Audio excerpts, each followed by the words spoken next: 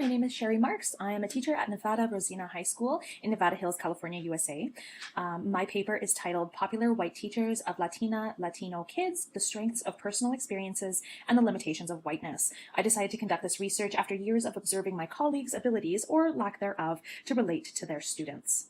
So in this article, it will be in the context of contemporary schooling. For the research, I chose 4 veteran teachers. They were deemed as successful, well-liked by the students and staff, and they had to answer the following questions. So the first one being, what ways can you relate to your students? The second one, what ways can you not relate to your students? And the third one, are you cognizant of your own whiteness, and how does it affect your ability to relate to your students?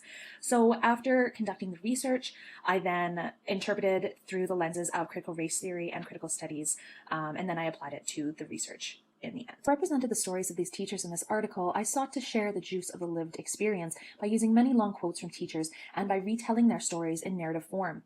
I do this not only to entertain the reader, but to demonstrate an important component of critical race theory methodology, which is presenting the stories of others in narrative that is accessible to readers from a wide variety of backgrounds.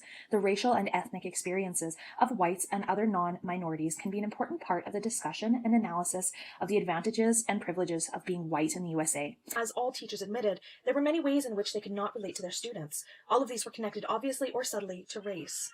Indeed, as the stories illustrated in the research illustrates, aspects of teachers' own white identities were revealed as they talked about the ways they could not relate to students. At the same time, when they articulated their thoughts about whiteness, the differences they perceived between themselves and their students were illuminated. And the third finding was they were not cognizant of their whiteness, which further impeded on their own ability to relate to their students.